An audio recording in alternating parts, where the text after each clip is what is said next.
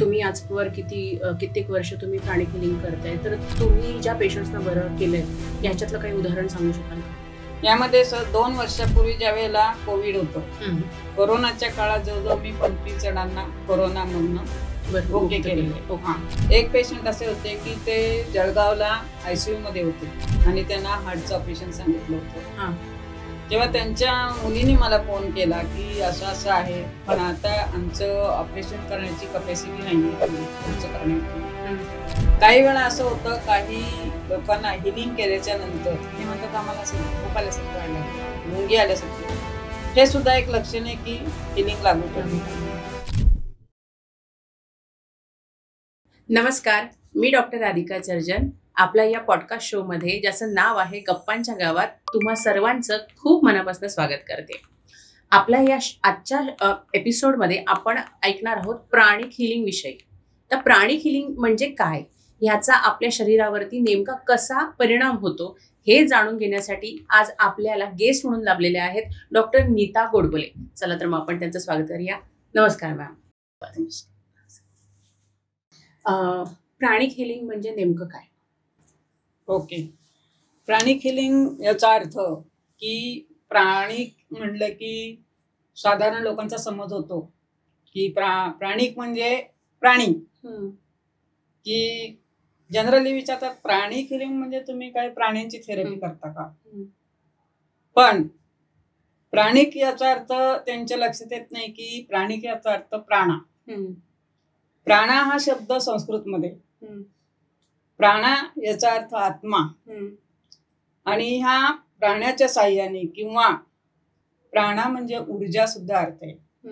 तर ह्या ऊर्जेच्या साह्याने जी विनास्पर्श थेरपी केली जाते त्याला प्राणिक हिलिंग थेरपी म्हणतात.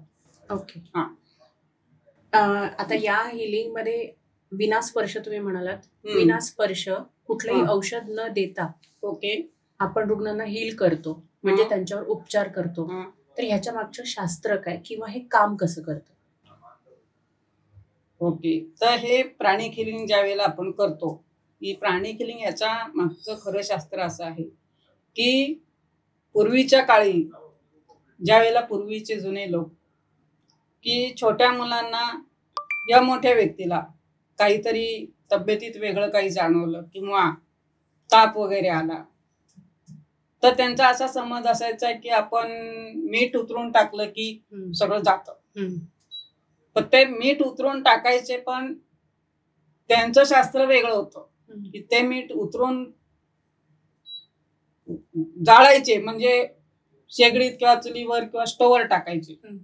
आणि त्यांना असं वाटायचं की आता हे मिठाच्या बरोबर ते जळून गेलं, जी काय शक्ती होती किंवा जे काय आजार होता किंवा जे काय वाईट जे शरीरात होतं ते निघून गेलं, अशी पूर्वीच्या लोकांचा समज होता.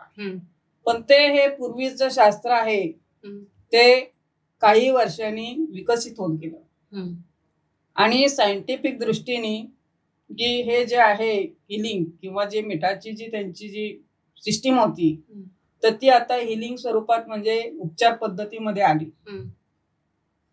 तर याचे जे फाउंडर आहेत, चिवा कोक्सोई म्हणून फाउंडर आहेत, यांनी ही प्राणिक हिलिंगची थेरपी पुढे प्रचारात आणली. म्हणजे त्याचं त्यांनी फाउंड केलं की ह्यांनी काय होते, तर ती सायंटिफिक दृष्टीने त्यांनी आणली.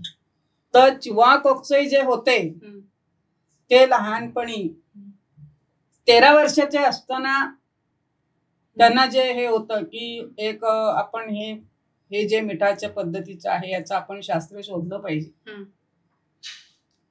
ऑलरेडी ते स्वतः, त्यांची आई होती ही बुद्धिस्ट होती आणि ते ख्रिश्चन होते. त्यामुळे त्यांच्या अनेक पुस्तकं वाचण्यातून याच्यातून त्यांनी हा पुढे शोध लावला की ह्या प्राणिक हिलिंग मध्ये ऊर्जेच्या साह्याने कसं माणूस बरा होतो किंवा कसा उपचार केला जातो. आणि हा जो मिठाचा प्रकार आहे हा पुढे विकसित होत गेला. आणि आता जी विदाउट स्पर्श जी थेरपी दिली जाते, तर ही थेरपी आपली मिठाच्या साह्याने केली जाते. ओके. आणि मिठाच्या साह्याने केल्यानंतर ते न जाळता हम्म. ते पाण्यामध्ये विरघळून जात. ओके. त्या मिठाच्या पाण्यामध्ये जी निगेटिव्हिटी असती हम्म. ती मिठाच्या पाण्यात विरघळली जाते. हम्म. आणि ज्याच्या आपण निगेटिव्हिटी काढतो हम्म. ती त्यातून नष्ट होती. त्यामुळं तो माणूस किंवा ती व्यक्ती हम्म. जी आजारी असते ती बरी होऊ शकते. अच्छा. तर असा हा मिठाच्या पाण्याचा किंवा या हिलिंगचा असा हा उपयोग. ओके. मग आपण हे प्राणिक हिलिंग जे आहे हे कुठल्या कुठल्या गोष्टींसाठी वापरू शकतो किंवा कुठल्या कुठल्या सेक्टरमध्ये, म्हणजे समजा करिअर असेल, लग्न संबंधांमध्ये काही प्रॉब्लेम असेल किंवा व्यसन असेल, यामध्ये आपण हे वापरू शकतो का? ओके. तर प्राणिक हिलिंग ही थेरपी अशी आहे की ही कुठल्याही गोष्टीसाठी उपयोग होणार नाही असं नाही. हम्म. तर ह्या प्राणिक हिलिंगचा उपयोग एनी कुठल्याही प्रॉब्लेमसाठी आपण करू शकतो. हम्म. म्हणजे त्याचा उपयोग करू शकतो.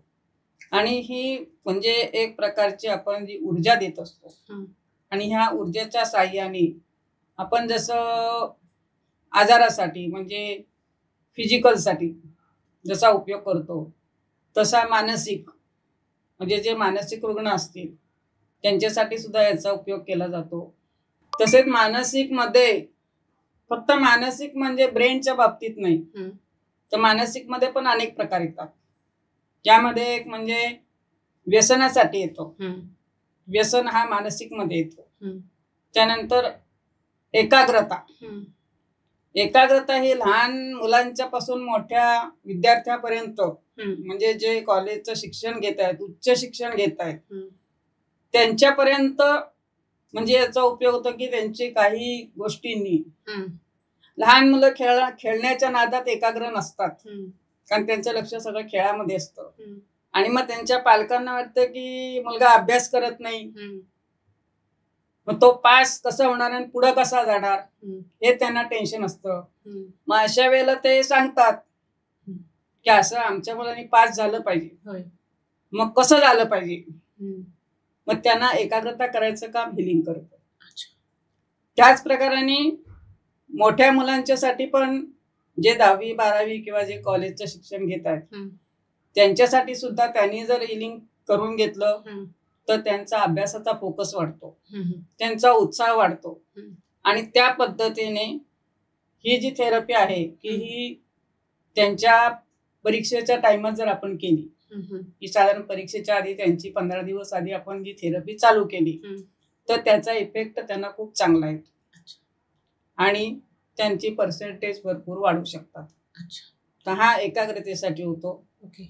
त्यानंतर वास्तूसाठी की आता वास्तूमध्ये काही ठिकाणी वास्तूमध्ये काही कारणाने हम्म. निगेटिव्हिटी जास्त असते हम्म. किंवा काही ठिकाणी काही असे वाईट प्रसंग घडलेले असतात त्या वास्तूमध्ये. हम्म. आणि त्या प्रसंगाच्या नुसार जी निगेटिव्हिटी साठली जाते हम्म. ती निघाली जात नाही. हम्म. तर त्याचा परिणाम वास्तूमधल्या सगळ्या लोकांच्यावर होतो. हा. लोकांच्यावर म्हणजे व्यक्तींच्यावर नाही तर त्यांच्या वस्तूवर सुद्धा होतो. अच्छा. काही वस्तू खराब होऊ शकतात. हा. काही वेळेला त्या ठिकाणी त्या निगेटिव्हिटीमुळे आपलं काही किडे वगैरे जमणं हम्म. अशा प्रकारे पण होऊ शकतं. हम्म. तर ही जी निगेटिव्हिटी काढायची असेल हम्म. तर त्याच्यासाठी आपल्याला प्राणिक हिलिंगचा उपयोग होतो. की प्राणिक हिलिंगनी तुमच्या वास्तूमधली प्रत्येक ठिकाणची निगेटिव्हिटी काढली जाते हम्म. आणि प्रत्येक वस्तूला एनर्जी दिली जाते. अच्छा. आणि ह्या एनर्जीमुळे वास्तुदोष जाऊ शकतो. हम्म. आणि घरातल्या लोकांचं आरोग्य किंवा घरातलं वातावरण सुधारू शकतो. अच्छा. तर याचा अशा प्रकारे वास्तूसाठी आपण उपयोग करू शकतो. अच्छा. दुसरं म्हणजे बिझनेससाठी. हम्म. तर ज्यांचा बिझनेस ठप्प झालेला आहे हो. किंवा ज्यांना बिझनेस सुरू करायचा आहे हम्म. पण त्यांच्या मनामध्ये हम्म. करू का नको हम्म. संभ्रम आहे किंवा होईल की नाही, हम्म. म्हणजे हा एक प्रकारची निगेटिव्हिटी असते होय. की होईल की नाही, हम्म. काय करावं. बरोबर. मग हे ज्या वेळेला निगेटिव्हिटी असते त्यावेळेला आम्ही त्यांना बिझनेस हिलिंग देतो. अच्छा. बिझनेस हिलिंग देताना जर त्यांचा ऑलरेडी बिझनेस चालू आहे हम्म. तर त्या बिझनेसचे त्यांचे जे काही वस्तू असतील हम्म. किंवा मटेरियल असेल हम्म. तशा सगळ्या वस्तूंना त्यांच्या पूर्ण किचन वगैरे जर असेल, जर हॉटेल असेल तर आपण किचनला, किंवा जर तुमचं एखादं इस्टेट एजंटचं ऑफिस आहे आणि त्याला आपल्याला बिझनेस हिलिंग द्यायचंय, तर त्यांच्या ज्या फाईल्स वगैरे असतात, बरोबर, कारण ह्यामध्ये अनेक प्रकार असतात. इस्टेटमध्ये कसं आहे, कोणाच्या फाईल असतात, कोणाला कर्ज मंजूर करून काही वस्तू घ्यायच्या असतात किंवा प्रॉपर्टी घ्यायची असते. अशा प्रकारे काही असेल तर त्यांना इफेक्ट कसा येतो की त्यांच्या फाईल सँक्शन होतात. अच्छा, त्यांची कर्ज असते ती सँक्शन का, कशामुळे, तर त्यांच्या ज्या फाईल्स वगैरे असतात किंवा त्यांचं जे मटेरियल असतं, तर त्या मटेरियलला हील करून त्यांना पॉझिटिव्ह एनर्जी दिली जाते, ज्याचा परिणाम त्याच्यावर होत असतो. अच्छा, तसंच जर एखादा बिझनेस फिरतीवर असेल पण त्यांच्याकडे जर का काही त्यांचे मटेरियल जवळ असेल, तर जे मटेरियल जवळ असेल त्या मटेरियलला आणि ती व्यक्ती, बिझनेस हिलिंग देताना व्यक्ती आणि व्यवसाय दोघांना हिलिंग केलं जातं. अच्छा, कारण व्यक्ती ज्या वेळेला हिलिंग करून व्यक्ती ज्या वेळेला पॉझिटिव्ह होईल, व्यक्तीमध्ये जेव्हा प्रोग्रेस होईल तेव्हा ती बिझनेस मध्ये प्रोग्रेस होऊ शकते. त्यामुळे बिझनेस आणि व्यक्ती या दोघांना हिलिंग द्यावं लागतं. हा झाला बिझनेसचा पॉइंट. त्यानंतर रिलेशनशिप साठी सुद्धा हिलिंगचा उपयोग आहे. तर रिलेशनशिप म्हणजे अजून काही लोकांचे गैरसमज असे, रिलेशनशिप म्हणजे एकच रिलेशनशिप समजतात. कारण बऱ्याच लोकांचे मला असे प्रश्न आले, तुम्ही कुठल्या रिलेशनशिप साठी, कशासाठी तुम्ही रिलेशनशिप म्हणजे हिलिंग देता. यामध्ये रिलेशन म्हणजे कसे, तुमचे घरातले कौटुंबिक रिलेशन असू शकतात. अच्छा, भावा भावाचं नातं, बहीण भावाचं नातं, आई मुलाचं नातं, सासू सुनेचं नातं, नवरा बायकोचं नातं, मित्रमैत्रिणींचं नातं. आणि ह्या प्रत्येक जोडीमध्ये काही ना काही कुठं ना कुठं कोणाचं तरी खटकतं. म्हणजे अचानक वाटतंय की आता आपली मैत्रीण आपल्याशी बोलत नाही, कुठेतरी आपले रिलेशन बिघडलेले, पण आपल्याला परत एकत्र यायला पाहिजे किंवा रिलेशन सुधारले पाहिजे. तर ह्या रिलेशनशिप साठी सुद्धा, या कुठल्याही रिलेशनशिप साठी हिलिंग काम करतं. मग अशा वेळेला रिलेशनशिप साठी देताना ज्या दोघांच्या मधलं रिलेशन आपल्याला एकत्र आणायचंय त्या दोघांनाही थेरपी करण्याची गरज असते. अच्छा, ओके. आता समजा सासू सुनेचं जर रिलेशन असेल, एकत्र आणायचं असेल, सासू सुनेत वाद असतील किंवा लांब राहतात, त्यांना जवळ यायचं असेल, तर अशा वेळेला सासू आणि सुनेचं सुद्धा दोघांचे आपल्याला थेरपी दोघांची करावी लागते किंवा दोघांनाही हिलिंग करावं लागतं. अच्छा, तर तुम्ही थेरपी म्हणालात, मग थेरपी म्हणजे संवादातून जे आपण एक काउन्सिलिंग, समुपदेशन म्हणतो, त्या प्रकारचं असतं की जी अनटच आपण, तुम्ही जे हिलिंग म्हणालात त्या प्रकारचं असतं? हा, आता ह्याच्यामध्ये कसं आहे, थेरपी याचा अर्थ कसं आहे की आपण थेरपी बऱ्याच प्रकारच्या बघतो. ॲक्युप्रेशर, ॲक्युपंक्चर, सुजोग थेरपी, हे ज्या वेगळ्या वेगळ्या प्रकारच्या थेरपी आहेत आणि वेगळ्या वेगळ्या प्रकारची त्यांची साधनं आहेत की त्या साधनाच्या साहाय्याने ती थेरपी केली जाते.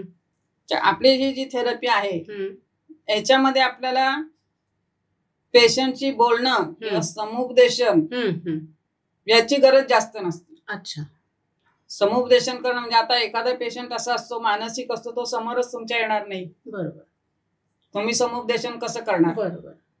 आणि काही लोकांना समुपदेशनाची सुद्धा गरज वाटत नाही, कारण आताच्या सध्याच्या पिढीला किंवा सध्याचं जे वातावरण आहे त्यामध्ये लोकांना समोरच्याचं ऐकून घ्यायची मनस्थिती नसते. बरोबर, ती मनस्थिती नसते. त्यामुळे हिलिंग पद्धतीने कसं होतं की फक्त थेरपी, याचा अर्थ तुम्हाला विदाउट टच, फक्त आम्ही हाताच्या साह्याने ते पण ऑरा सेन्सस करून आम्ही हिलिंग करतो. ऑरा, तुमचा ऑरा जिथपर्यंत आहे तिथपर्यंत तो हिलरला, हाताला तो सेन्सस होतो. आणि त्या ज्या ठिकाणी सेन्सस होतो त्या ठिकाणापासून त्या पूर्ण ऑरातली थेरपी, निगेटिव्हिटी काढली जाते. आणि त्यामुळे तो कुठल्याही प्रकारचा पेशंट असला तरी तो त्यांनी बरा होऊ शकतो. तुमच्या उदाहरणातलं, तुम्ही आजवर कित्येक वर्ष तुम्ही प्राणिक हिलिंग करताय, तर तुम्ही ज्या पेशंट्सना बरं केलंय याच्यातलं काही उदाहरण सांगू शकाल का? हा, तर मी आता जवळजवळ 2017 पासून प्राणिक हिलिंगची थेरपी स्टार्ट केलेली आहे. सुरुवातीला मी काही माझ्या फॅमिलीतल्या लोकांना लिंक केलं की सुरुवात करताना कुठलाही बिझनेस किंवा कुठलंही तुम्ही शिकलात तर त्यांचं तुम्हाला प्रॅक्टिकल जेव्हा करायचं असेल त्यावेळेला तुम्ही स्वतःच्या घरापासून सुरुवात करावी. ओके. म्हणजे कसं की आपल्याला एक आपल्या लोकांच्याकडून एक अनुभव येतो आणि विश्वास ठेवण्या इतकं आपलं आहे की नाही. कारण आजकाल कोणाचा या थेरपीवर सुद्धा पटकन लोक विश्वास ठेवू शकत नाही. ते काय म्हणतात, तुम्ही टच करत नाही, औषध देत नाही, आम्ही तुमच्याकडे बघायचं नाही. बरोबर. कारण ऑलरेडी हिलिंग थेरपी करताना पेशंटचे डोळे झाकलेले असतात. पेशंटनी डोळे उघडायचे नसतात. अच्छा. आणि बोलायचंही नसतं. कारण पेशंटला हिलिंग करताना पेशंटची जीभ टाळ्याला लावलेली असते. त्यामुळे पेशंटचं तोंड बंद, डोळे बंद. मग तो म्हणतो हे असं बोलायचं नाही बघायचं नाही, मग आम्हाला इफेक्ट कसा येतो? म्हणजे आम्ही डोळे झाकून उभं राहिल्यावर तुम्ही काही जादू करता का? बरोबर. माझा पुढचा प्रश्न तोच आहे की त्याची प्रोसेस काय? हा, तर ते तसं वाटतं. त्यामुळे मी जी थेरपी चालू केली ती फॅमिली पासून केली. ओके. आणि फॅमिलीमध्ये जसे लोकांना इफेक्ट वाटायला लागले तसं मी जनरली चालू केलं. अच्छा. आणि त्यामध्ये लहान मुलांच्या पासून वयस्कर व्यक्तीपर्यंत मी थेरपी केलेली आहे. आणि त्याचे इफेक्ट 100% सगळ्यांना चांगले आलेले. यामध्ये 2 वर्षापूर्वी ज्या वेळेला कोविड होतं, कोरोनाच्या काळात जवळजवळ मी 25 जणांना कोरोनामधनं ओके केलेले. त्यापैकी 2 पेशंट हे साधारण 70च्या पुढचे. अच्छा. आणि 4थ्या लेवलचे होते. अच्छा. तर त्यांना 4थ्या लेवलचे एवढं वय असताना सुद्धा आणि अशा परिस्थितीमध्ये त्यांच्या समोर न जाता त्यांच्या फोटोवरनं मी थेरपी केलेली आहे. अरे बापरे. तर तो प्रकार आता पुढे सांगणार आहे आपण की तो डिस्टन्स हिलिंग मध्ये येतो. अच्छा. डिस्टन्स हिलिंग मध्ये येतो. ओके. तर त्या प्रकाराने मी कोविडचे पेशंट बरे केलेले आहेत. अरे बापरे. कोविडच्या पेशंटला आपण काही बघायला जाऊ शकत नसतो किंवा ऑलरेडी कोणी कोविडच्या पेशंटला स्पर्श करत नव्हते. तर अशा वेळेला फोटोवरनं मी त्यांना ते डिस्टन्स हिलिंग करून बरं केलं. अच्छा. आणि त्यानंतर एक पेशंट असे होते की ते जळगावला ICU मध्ये होते. अच्छा. आणि त्यांना हार्टचं ऑपरेशन सांगितलं होतं. तेव्हा त्यांच्या मुलीने मला फोन केला की असं असं आहे, पण आता आमचं ऑपरेशन करण्याची कपॅसिटी नाहीये तेवढी खर्च करण्याची.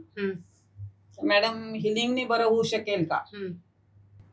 तेव्हा तिला मी 100% गॅरंटी दिली. म्हटलं हिलिंगने होऊ शकेल बरं. मग त्या पेशंटचं सुद्धा मी पुण्यावरून जळगावला डिस्टन्स हिलिंग दिलं. ओके. अशा वेळी काय होतं की त्या पेशंटचा ज्या दवाखान्यात आहे, ज्या हॉस्पिटलमध्ये त्याचा पत्ता, त्याचा बेड नंबर आणि त्या व्यक्तीचा फोटो याची गरज असते. अच्छा. तर त्यांचं हिलिंग जे केलं मी, तर ते क्रिटिकल केस अशी असली की त्याला साधारण 2 ते 3 तासांनी आपल्याला थेरपी द्यावी लागते. अच्छा. आणि अशा प्रकारे साधारण 15 दिवसाच्या आत तो पेशंट ओके झाला. ओके. आणि त्यांचं ऑपरेशन टळलं गेलं. अरे बापरे. हार्टचं ऑपरेशन टळलं गेलं. आणि अशा हार्टचं ऑपरेशन टळलेल्या 2 केसेस मी केलेले आहेत. अरे वा. त्या दोघांचे ऑपरेशन टळलं गेलं. अच्छा. अशाच प्रकारे एक पेशंट असे होते की त्यांना निमोनिया झाला होता. आणि डॉक्टरांनी त्यांना सांगितलं होतं की यांचा निमोनिया खूप विकोपाला गेलेला आहे, खूप वाढलेला आहे, तर यांचं बरं होण्याची शक्यता कमी. अशा वेळेला मी त्यांना खात्री दिली की मी हिलिंगच्या साहाय्याने तुम्हाला ओके करून देईल, थोडा वेळ लागणार. तर त्या पेशंटला सुद्धा मी कंटिन्यू 2 ते 3 तासांनी थेरपी देत होते. अच्छा. आणि त्यांना एकदम ओके व्हायला 6 महिने लागले, पण तो पेशंट पूर्ण बरा झाला. अच्छा. तर अशा प्रकारे ही दोन्ही प्रकाराने, म्हणजे असं नाही की तुम्हाला फक्त डिस्टन्सनीच द्यावी लागते किंवा समोर जाऊन, की ज्या वेळेला पेशंट येतो त्यावेळेला त्याला पहिली थेरपी ही समोर पेशंट यावा लागतो पहिल्या अच्छा. सुरुवातीला. अच्छा. आणि नंतर जर त्याला जमत नसेल तर आपण फोटोवरून त्याला डिस्टन्सनी देऊ शकतो. ओके. आणि असं कुठल्याही ठिकाणी असू दे, कुठल्याही देशात असू दे, हिलिंग हे कुठलं, जसं आपल्या गावामध्ये हिलिंग पोचलं जातं, शहरात पोचलं जातं, स्टेट मध्ये पोचलं जातं दुसऱ्या, तसं परदेशामध्ये सुद्धा त्याचा इफेक्ट येऊ शकतो. अरे बापरे. आणि अशी ही एक केस मी केलेली आहे की इथून मी रशियाला थेरपी दिलेली आणि तिथे त्यांना सुद्धा त्याचा इफेक्ट जाणवलेला आहे. अच्छा. तर अशा प्रकारे हे प्राणी किलिंगची थेरपी आपली काम करते. ओके. आता तुम्ही रुग्णांच्या बाबतीत म्हणालात की जर ते हार्ट पेशंट होते त्यांना तुम्ही दर 4 तासांनी हिलिंग देत होता. आता हे रुग्णांच्या बाबतीत झालं, क्रिटिकल केसमध्ये. पण आपण हे जर व्यवसायाच्या संदर्भात केलं तर किती काळानंतर आपण हिलिंग केलं पाहिजे किंवा किती वेळा ते हिलिंग केलं पाहिजे? अच्छा. तर कसं आहे की व्यवसायाचं हिलिंग करताना कुठल्याही व्यवसायाला आपण एकदाच हिलिंग करू शकतो. बरोबर. जसं व्यक्तीला कसं की आपण एकदा हिलिंग केल्यानंतर आपण म्हणतो की त्याला 5 सेशन द्यावी लागतात.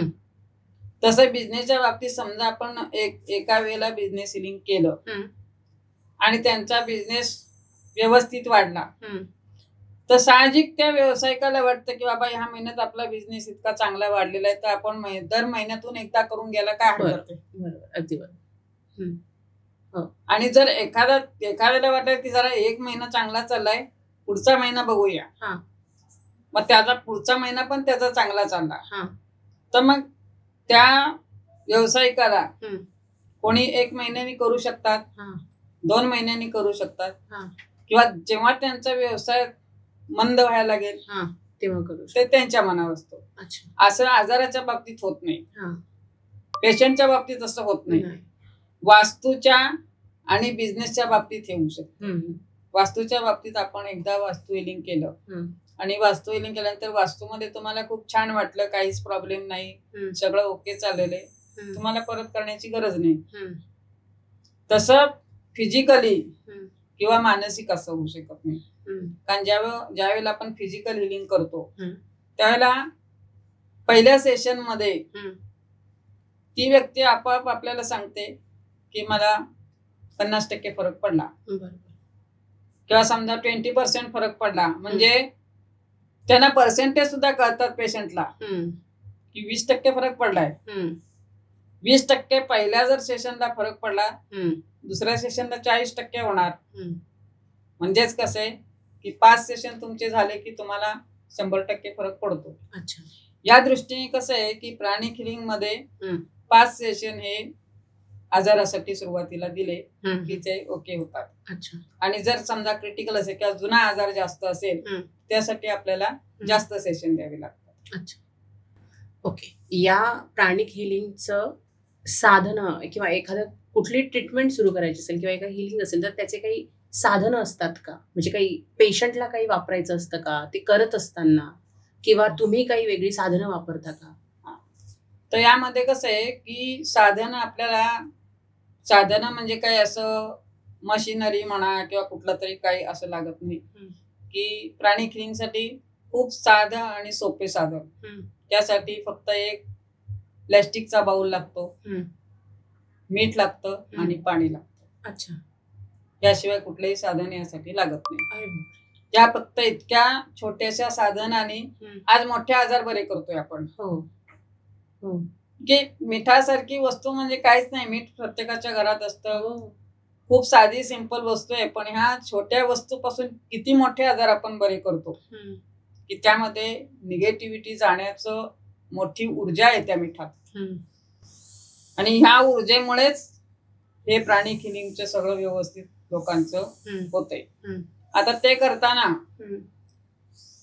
समोरच्या व्यक्तीला पण काही साधन वापरावं लागत नाही,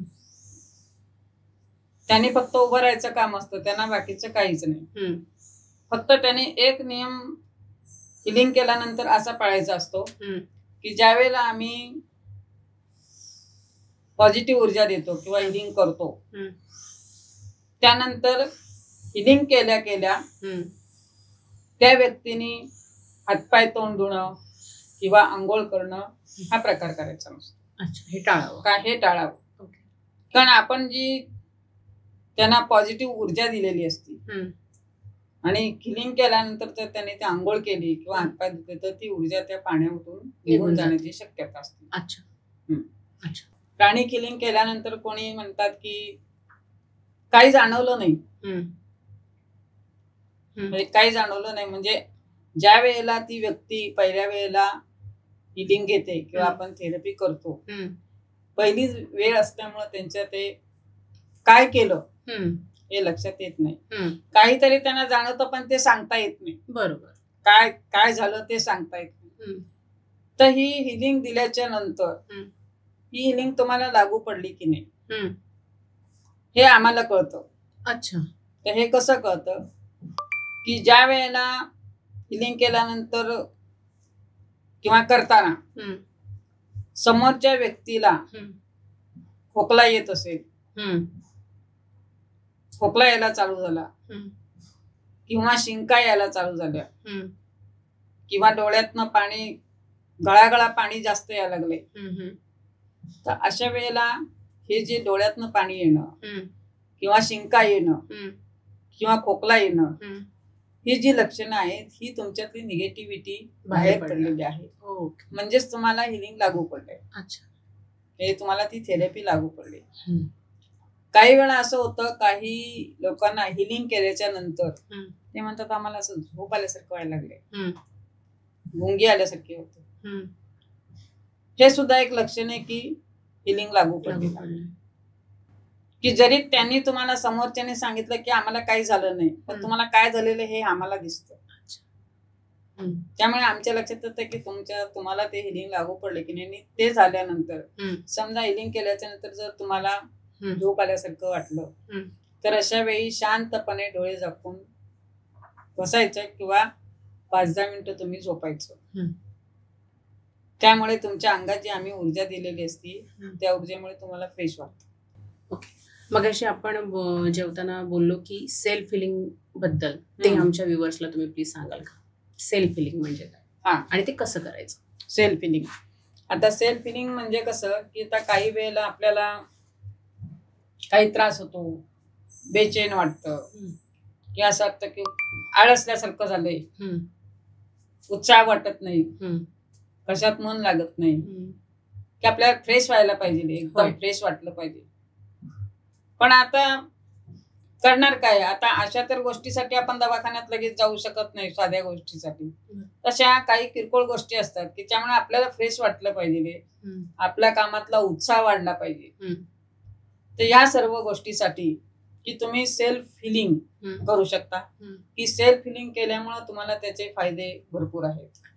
आता हे सेल्फ हिलिंग करायचं म्हणजे कसं की एका प्लॅस्टिकच्या छोट्या बादलीत किंवा गमेल्यामध्ये थंड पाणी घेऊन त्यामध्ये मीठ, थोडं मीठ टाकायचं, त्यानंतर त्यात लिंबू टाकायचं, लिंबाचा रस आणि 4 कापराच्या वड्या, अच्छा, याचा चुरा करून त्यात टाकायचा आणि त्यामध्ये तुमचे पाय गोट्यापर्यंत बुडतील. अच्छा, एवढं पाणी घ्यायचं. ओके. आणि त्यात तुम्ही एक 10 मिनिटं पाय सोडून बसायचं. त्यावेळेला तुम्ही शांतपणे तुमचं कुठल्याही देवाचं नामस्मरण केलं तरी चालेल. पण 10 मिनिटांनी ज्यावेळेला तुम्ही त्यातनं पाय बाहेर काढता तेव्हा ते पायाचं पाणी खाली त्याच्या बाहेर पडू द्यायचं नाही. अच्छा, की नॅपकिन घेऊनच बसायचं. अच्छा, की किनारावर पाय ठेवून पाय स्वच्छ कोरडा करून मग बाहेर काढायचा. अच्छा, त्या पद्धतीने तुम्ही आठवड्यातून एकदा केलं तरी तुम्हाला पुढच्या आठवड्यापर्यंत फ्रेश वाटतं. अच्छा, अशा प्रकारे तुम्ही सेल्फ हिलिंग करू शकता. अच्छा, की त्यामध्ये काय होतं की तुम्ही ज्या वेळेला पाय मिठाच्या पाण्यात ठेवता तेव्हा तुमची डोक्याकडून वरून येणारी जी निगेटिव्ह ऊर्जा असती ती तुमच्या पायाकडनं पाण्यात उतरली जाते आणि त्यात टाकलेल्या मिठामुळे आणि कापरामुळे निगेटिव्ह ऊर्जा कॅच केली जाते. अच्छा, म्हणजे जसं आपण म्हणतो की मीठ किंवा कापूर निगेटिव्ह ऊर्जा खेचून घेतात. पाण्यामध्ये आपल्या डोक्यापासून पायाकडे येणारी जी निगेटिव्ह ऊर्जा पाण्यात गेलेली असते ती ऊर्जा ते कापूरने ते कॅच करतात आणि त्यामुळे आपल्याला बरं वाटतं. अच्छा. असा पुढचा प्रश्न आहे की शरीर, मन आणि आत्मा, प्राणिक हिलिंग याचा समतोल साधण्यासाठी आपल्याला काय मदत करतं? शरीर, मन आणि आत्मा, प्राणिक हिलिंग म्हणजे प्राणाशी संबंधित, पण मग शरीर आणि मन याचा समतोल आपल्याला साधता येतो का? हा, प्राणिक हिलिंगच्या सहाय्याने आपल्याला मन आणि आत्मा याचा समतोल राखता येतो. मन आणि शरीर, मन आणि शरीर याचा समतोल कसा राखतात? तर प्राणिक हिलिंग ज्यावेळेला आपण करतो त्यावेळेला प्राणिक हिलिंग करताना जी आपल्या शरीराची जी निगेटिव्हिटी असते ती आपली ऑरामधनं काढली जाते. आणि त्यामुळे कसं होतं की आपल्या शरीरातली निगेटिव्हिटी गेल्यामुळे आपलं शरीर स्वास्थ्य चांगलं होतं. आणि मन ज्या वेळेला आपण हिलिंग करताना चक्र क्लीन करतो त्यावेळेला आपले सगळे चक्र ही निगेटिव्हिटी काढून त्याला एनर्जी दिली जात असते. अच्छा. हा, त्यावेळेला जे आपलं जे मन असतं त्या मनाला सुद्धा त्या एनर्जीमुळे मनाचं म्हणजे एकाग्र होऊन जातं किंवा मनामध्ये चेंजेस होत जातात. किंवा जर आपल्या मनामध्ये निगेटिव्हिटी असेल ती निगेटिव्हिटी जाऊन मन आपलं पॉझिटिव्ह होतं. अच्छा. तर हा सगळा प्रकार एक हिलिंग मुळे होत असतो. अच्छा. शरीर आणि मन हे दोन्ही जर आपलं चांगलं असेल तर आपण कुठलंही कार्य उत्साहाने करू शकतो. तर त्यासाठी हे प्राणिक हिलिंग हे आता सध्याच्या घडीला प्रत्येक घरामध्ये एका व्यक्तीने तरी प्राणिक हिलिंग हे शिकलं पाहिजे की जेणेकरून ते आपलं कुटुंब आपलं आपण व्यवस्थित करू शकतो. तर आता आठवड्यातनं आपण किती वेळा मिठाने आंघोळ केली पाहिजे? आठवड्यातून तुम्ही जरी रोज केली तर खूपच उत्तम. की जेवढं तुम्ही मीठ घालून आंघोळ कराल तेवढा तुमचा ऑरा क्लीन होत जातो. अच्छा. आणि तुमचा ऑरा क्लीन होत जातो म्हणजे ऑरा जेव्हा क्लीन होतो त्यावेळेला आपले शरीरावर चेहऱ्यावर पण एक प्रकारचा उजळपणा येतो. आपल्या चेहऱ्यावर जो निस्तेजपणा असतो किंवा आपलं मन जे बेचैन असतं किंवा मनामध्ये जे निगेटिव्ह विचार असतात हे सगळे त्या मिठाच्या पाण्यामुळे आणि आपला ऑरा शुद्ध झाल्यामुळे होतं. की ऑरा शुद्ध झाल्यामुळे बरेच परिणाम आपल्याला बघायला मिळतात. की आपलं भावनिक दृष्ट्या ऑरा शुद्ध झाल्यामुळे चेंजेस होतात. आपलं मानसिक चेंजेस होतं, मन चेंज होतं, तुमच्या शरीरामध्ये बदल होतात, तुमची स्किन उजळ दिसायला लागते. हे सगळे प्रकार प्राणिक हिलिंग होतात. प्राणिक हिलिंग सोबतच तुम्ही स्वतः काही प्रॉडक्ट्स पण घरी बनवता जे शुद्ध आयुर्वेदिक असतात. तुमच्या प्रॉडक्ट्स बद्दल आम्हाला काही सांगा. आता कसं आहे की प्राणिक हिलिंग ज्या वेळेला आपण करतो त्यावेळेला प्राणिक हिलिंग ही थेरपी असे की he supported therapy. Supported means कसं आहे की प्राणिक हिलिंग सोबत जर तुमचे औषधं चालू असतील तर त्याचा इफेक्ट तुम्हाला लवकर येतो. आता एखाद्या व्यक्तीला जर डॉक्टरांच्याकडे कुठल्या आजाराबद्दल औषधं चालू आहेत आणि आपण प्राणिक हिलिंग देतोय किंवा थेरपी आपली देतोय तर त्यामध्ये आपण डॉक्टरांची औषधं बंद करू शकत नाही किंवा आपण त्या पेशंटला म्हणू शकत नाही की तुम्ही त्यांची औषधं घेऊ नका आणि फक्त हिलिंग थेरपी घ्या. तर ही जी आपली थेरपी ही सपोर्टेड कशी आहे की ज्या वेळेला डॉक्टरांची औषधं चालू आहेत. आता एखाद्या पेशंटला तर वर्षानुवर्ष औषधं चालू आहेत पण थेरपी नाहीये तर ती औषधं त्याची चालूच राहणार. अच्छा. पण ज्या वेळेला आपण आपली थेरपी प्राणिक हिलिंग थेरपी चालू करतो त्यावेळेला ह्या थेरपीच्या मुळे किंवा आपल्या ज्या थेरपीच्या ऊर्जेमुळे त्यांची जी बाकीची औषधं असतात ती औषधं हळूहळू कमी होतात. अच्छा. कमी का होतात तर ह्या थेरपीच्या सपोर्टमुळे तो पेशंट हळूहळू बरा व्हायला लागतो आणि तो जसा बरा होईल तशी ती औषधं कमी होत जातात. अच्छा. तर आता हा सपोर्टला जी औषधं लागतात तर ती औषधं तुम्ही मी स्वतः तयार करते. अच्छा. आणि ती आयुर्वेदिक, पूर्णपणे आयुर्वेदिक आहेत. अच्छा. त्यामध्ये काही ब्युटी प्रॉडक्ट पण आहेत. अच्छा. की जे आपल्याला स्किनसाठी आवश्यक आहे, हम्म. केसांच्यासाठी आवश्यक आहेत. हम्म. तर अशी औषधं, ओके. प्रॉडक्ट आणि काही औषधं म्हणजे मलम एक प्रकारचं आहे. हम्म. त्यानंतर एक जे ऑइल आहे हम्म. ते वेदनाशामक आहे. अच्छा. तर वेदनाशामक म्हणजे कसं आहे की कंबरदुखी, गुडघेदुखी वगैरे, हम्म. म्हणजे कुठल्याही भागाला जे दुखणं असेल हम्म. ते दुखणं त्यांनी थांबतं. अच्छा. म्हणजे वेदना थांबतात. अच्छा. आणि शिवाय कसं आहे की जर तुम्हाला एखाद्या ठिकाणी कट झालं, कापलं, जखम झाली हम्म. आणि त्यातून रक्त वाहत आहे, हम्म.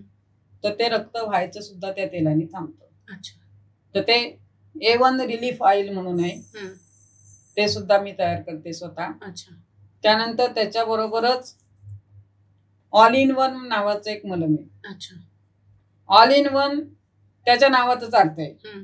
की ते ऑल इन वन मलम असं आहे हम्म. की ते स्किनच्या कोणत्याही आजाराला चालतं. अच्छा. तुमच्या पायाला भेगा असल्या, हा. पाय एकदम प्लेन होतात, ओके. भेगा निघून जातात. अच्छा. चिखल्या झालेल्या असल्या, हम्म. आता चिखल्या काय आपल्याकडे पाऊस वगैरे असलं, पावसात असलं तर चिखल्या होण्याचा प्रश्न असतो. हम्म. पण ज्या ठिकाणी शेतकरी शेतात ज्या बायका काम करतात हम्म. त्या लोकांच्यासाठी ते मलम खूप उपयुक्त आहे. हम्म. की त्यांना सतत मातीत काम करून, पाण्यात काम करून हम्म. त्या लोकांना पायाला सतत चिखल्या असतात. हम्म. मग त्या चिखल्या निघून जाण्यासाठी हम्म. त्या ऑल इन वन मलमाचा उपयोग होतो. अच्छा. तसंच ते मलम तुम्हाला सोरायसिस साठी चालतं. अरे बापरे. आज बऱ्याच लोकांना स्किनचा सोरायसिसचा आजार आहे. मोठा आजार आहे तो. आणि एन्झायटिका म्हणून एक आहे, हा. तो एक आजार असा आहे हा. की तो फक्त त्याचा त्रास पायाला असतो. अच्छा. की फक्त पावलाचे जे आहे, पावलाचा वरचा भाग आहे हम्म. त्या स्किनला त्याचा त्रास जास्त असतो. हम्म. तर त्या आजारासाठी सुद्धा ते मलम उपयोगाला आहे. अच्छा. त्यानंतर नायटा वगैरे कोणाला झाला असेल हम्म. किंवा कुठल्याही प्रकारची ॲलर्जी आली हम्म. तर त्या ॲलर्जीसाठी सुद्धा ते मलम चालतं. अच्छा. असं हे सगळ्या प्रकारच्या स्किनसाठी हम्म. All in one. अच्छा. आणि सगळ्या प्रकारच्या वेदनांसाठी हा. A1 relief, A1 relief. हे दोन आहेत. तसंच कसं आहे की आजकाल लोकांच्या खाण्याच्या पद्धती बदललेल्या आहेत. हम्म. आजकाल लोकांचं कसं आहे की बाहेरचं खाणं हे जास्त वाढलेलं आहे. हम्म. आणि ते बाहेरचं खाण्यामुळे शरीरावर चरबी वाढते. तसंच काही लोकांचे, बहुतेक काही जणांचं कसं आहे की कॉम्प्युटरवर काम जास्त बसून असतं. काम असतं. हो. आणि घरी बसून काम करण्याची, वर्क फ्रॉम होम वाल्यांची खूप आता जास्त हे झालेली आहे की ते घरीच बसूनच काम करतात. कुठे जाणं नको, येणं नको, हालचालच काय होत नको, नाही. हालचाल नको. एका ठिकाणी बसून करायचं, तिथंच बसून खायचं, तिथे बसूनच चहा वगैरे घ्यायचा. म्हणजे तेवढ्यासाठी उठायचं नाही. बरोबर. म्हणजे अशा पद्धतीने काय होतं की त्यांचे पोट वाढत चाललेले, कोविडनी दिलेली देणगी आहे आपल्याला ती. पोट वाढत चाललेली आहेत. मग त्यासाठी मी एक ऑइल तयार केलेली आहे. अच्छा. की तुम्ही बसून काम करा आणि हे तेल लावा पोट कमी करायसाठी. अच्छा. म्हणजे कसं होतं की जी चरबी साठलेली असती ती त्या ऑइलमुळे चरबी मेल्ट होते आणि मेल्ट होऊन ती युरिन वाटे निघून जाते. अच्छा. तर असं ते ऑइल आहे, स्लिम अँड फर्म. अच्छा. त्याचं नाव आहे. अच्छा. तर ते असं ऑइल की जेवायच्या आधी किंवा जेवणानंतर 2 तासांनी असं ते लावावं लागतं. अच्छा. कारण रिकाम्या पोटी लावणं गरजेचं असतं. अच्छा. असं ते एक ऑइल आहे. त्यानंतर शॅम्पू, हेअर टॉनिक. आणखीन हेअर टॉनिक जे आहे ते म्हणजे इतकं सक्सेसफुल आहे की ज्यांचं टक्कल पडलेलं आहे त्यांच्या टक्कलवर सुद्धा केस येतात. एवढी 100% खात्री. अच्छा. आणि स्त्रियांच्या बाबतीत केस गळती थांबून केस वाढतात. अच्छा. आणि हे सगळे प्रॉडक्ट गृहलक्ष्मी नावाने आहेत माझी. अच्छा. गृहलक्ष्मी नावाने आहे. आपल्या व्ह्युअर्सला जर हे प्रॉडक्ट्स मागवायचे असतील तर मी डिस्क्रिप्शन मध्ये मॅडमचा नंबर देते, तुम्ही तिथे संपर्क करून हे प्रॉडक्ट्स मागवू शकता. मॅडम हे पुस्तकाबद्दल आम्हाला सांगाल का जरा? ओके. हे स्वानंद प्राणी हिलिंग आणि आयुर्वेदिक चिकित्सा सेंटर हे माझं स्वतःचं पुण्यामध्ये चालू आहे आणि या सेंटरतर्फेच मी हे पुस्तक काढलेलं आहे. यामध्ये सर्वांना उपयुक्त अशी प्राणी हिलिंगच्या बाबतीतली सर्व माहिती, की प्राणी हिलिंगमध्ये कसं केलं जातं, त्यामध्ये काय पद्धती आहेत किंवा त्यासाठी कसे कुठल्या कुठल्या सिस्टीम वापरल्या जातात, ही सगळी माहिती याच्यामध्ये दिलेली आहे. तसेच आम्ही जे प्राणी हिलिंगमध्ये 7 चक्रास क्लीन करतो, त्या प्रत्येक चक्राचा कलर, त्याचा गुण, त्याची देवता आणि ते चक्र जर तुमचं खराब झालं तर शरीरावर काय परिणाम होतात आणि ते चक्र जर चांगलं असेल तर चांगले परिणाम काय दिसतात, ही सर्व माहिती या पुस्तकामध्ये दिलेली आहे. अच्छा. हे पुस्तकही जर आपल्या व्ह्युअर्सला मागवायचं असेल तर खाली डिस्क्रिप्शनमध्ये मी नंबर देते, त्या नंबरवर फोन करून तुम्ही हे पुस्तक मागवू शकता. धन्यवाद मॅडम, तुम्ही आज आमच्या शोमध्ये आलात आणि तुमचा बहुमूल्य वेळ आमच्याबरोबर शेअर केला आणि आम्हाला प्राणी हिलिंगबद्दल इतकी छान माहिती दिली, त्याबद्दल खूप खूप धन्यवाद.